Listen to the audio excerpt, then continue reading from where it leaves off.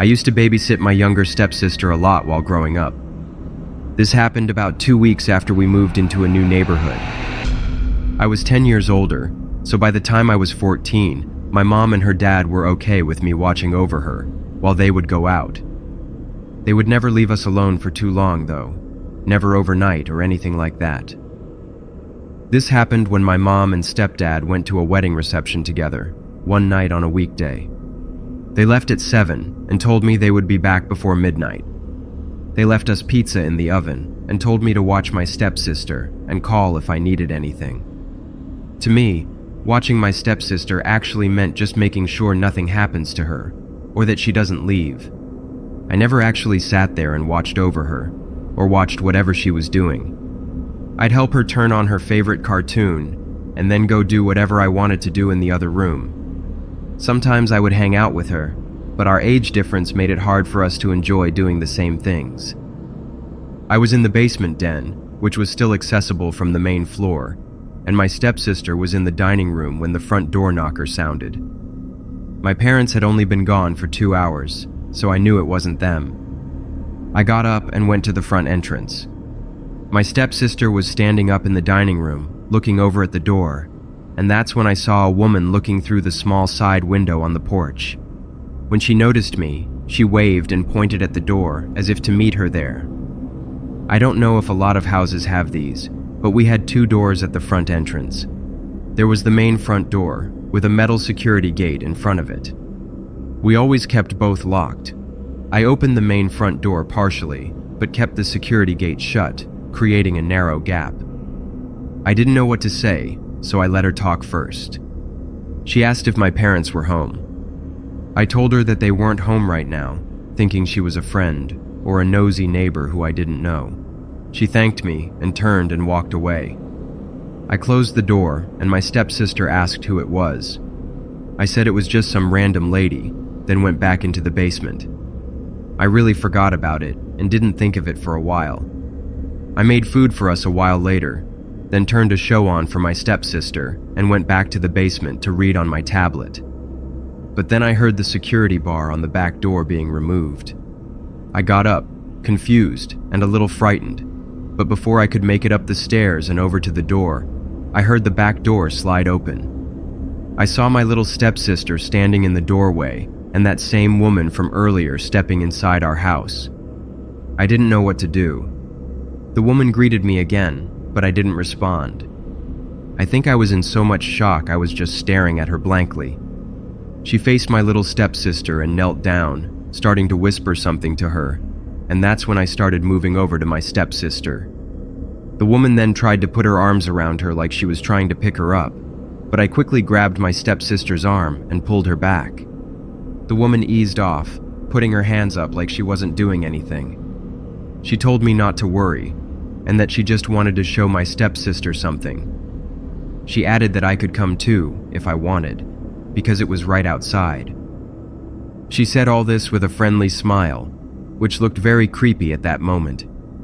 I backed up, holding my clueless stepsister close to my side. I told her to please leave, trying hard not to cry. She was still smiling, trying to act nice and caring. I informed her that I had already called the police and asked her again to leave. The woman's whole attitude and face changed as soon as I said that. Her smile went away and was replaced by anger and frustration. She took a step closer, and I yelled at the top of my lungs, screaming for help. The woman backed up quickly and rushed out the back door, running away through the woods behind our house. I called my mom right away, and they called the police for me while we waited for everyone to show up. I yelled at my stepsister for letting the woman in. She was crying and told me that the lady wanted to show her some puppies. I knew my stepsister was too young to understand, but my emotions were taking over me and I still yelled at her. The police made it first, and then my mom and stepdad. They yelled at me for not watching over my stepsister. The woman was seen on our backyard security camera, entering and exiting our property. My mom and I weren't sure who she was, but from the footage, my stepdad instantly recognized her as the biological mother of my stepsister. The mother had lost custody years ago due to her struggle with addiction. and my stepsister's dad, my stepdad, had gained full custody. She had been watching us for a while, trying to find the perfect time to kidnap her daughter. She got really close, but thankfully, after that day, she was never able to try again.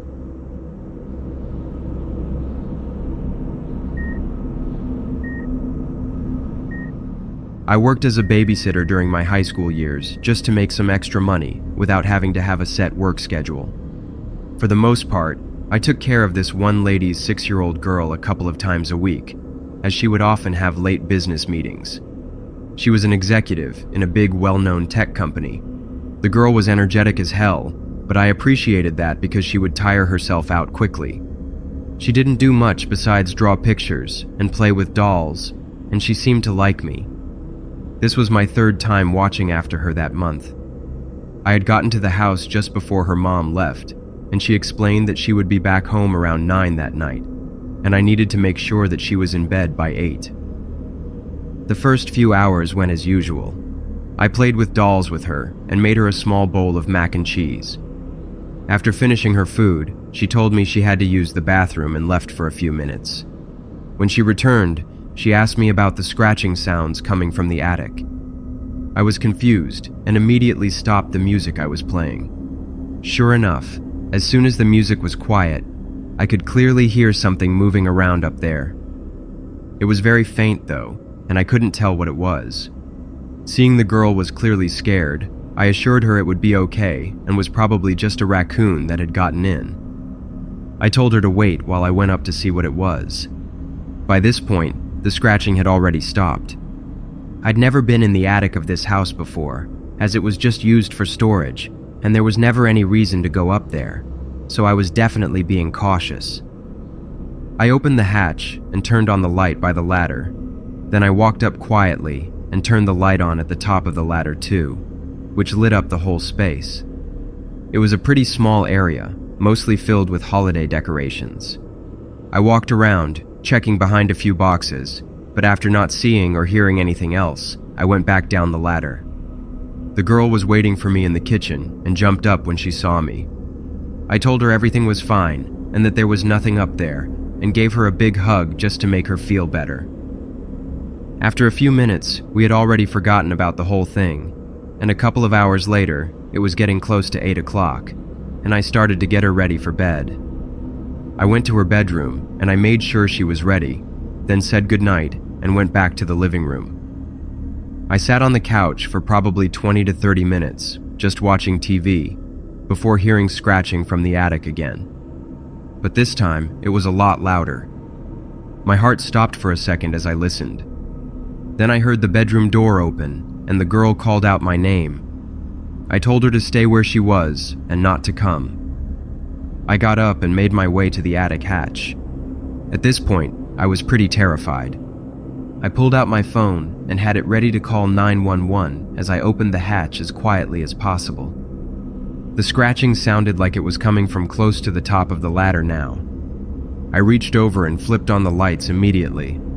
I slammed the hatch shut and ran to get the girl, then took her straight out the back door and called 911. We hid behind the shed in the backyard, looking at the windows as I waited for the cops to come. I also called the mom to let her know what had happened and to come home as soon as she could. When the police finally arrived, I told them what happened. As I turned on the lights by the ladder, I saw a man with wild hair crouching down by the top while searching through a storage box. They carefully searched the home and found clear evidence of someone having lived in the attic recently, with food wrappers piled in corners, but they didn't find anyone. When the mom arrived, she thanked me for calling the police and for calling her. She then went and talked to the police about the situation. About 30 minutes later, I was able to go home as they had secured the house and filed the reports. I spent the next few days really shaken up and being pretty paranoid. For a couple of days, I kept in touch with the mom to see if there were any updates on the man, but nothing ever came up. Eventually, we lost touch as I no longer wanted to babysit anymore after that terrifying experience.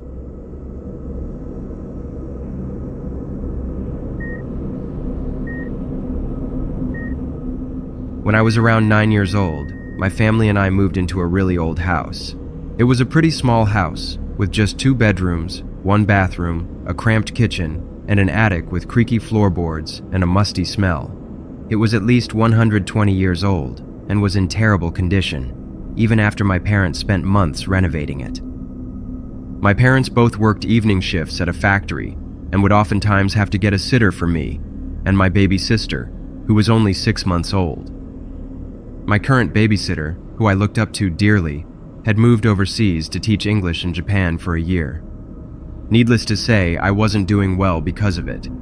She had been with us for over 3 years, and I even considered her family. Anyway, with her now gone, my parents had to look for a new babysitter.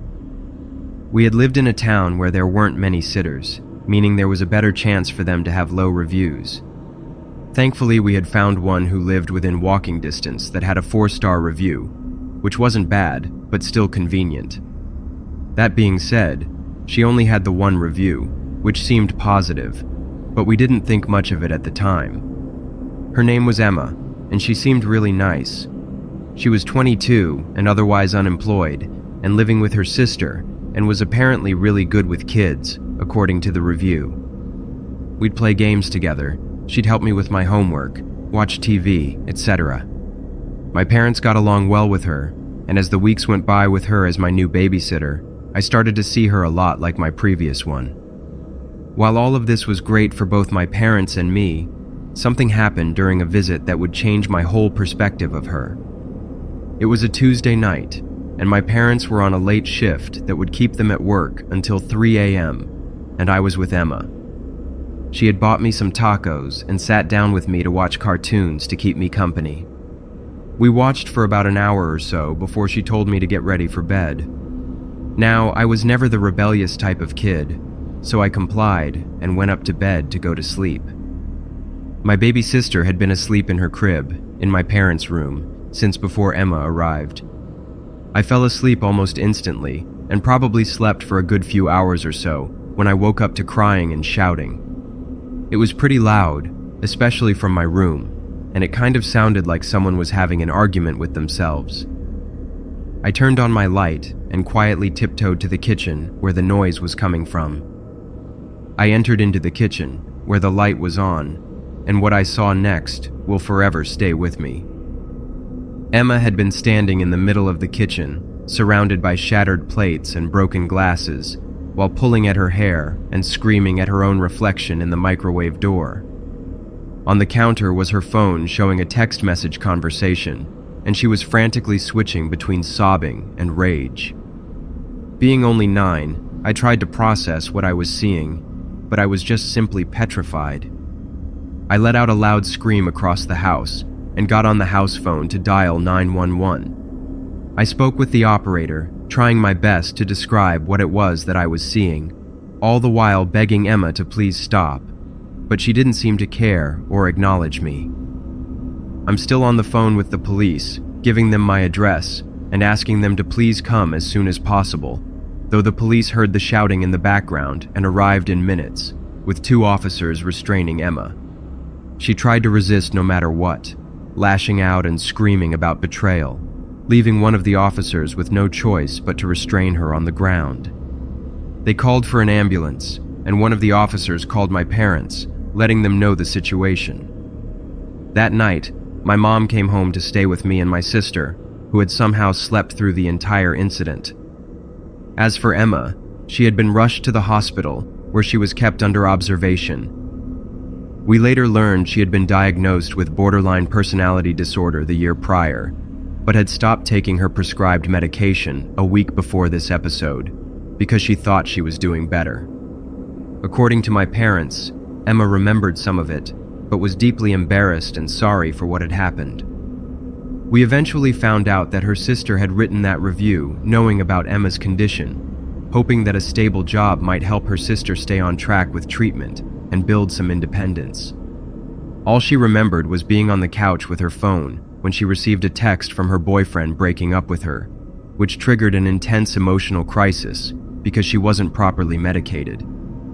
Till this day, it's still one of the most frightening experiences of my life, and I learned later that people with BPD can experience severe emotional episodes when triggered by feelings of abandonment.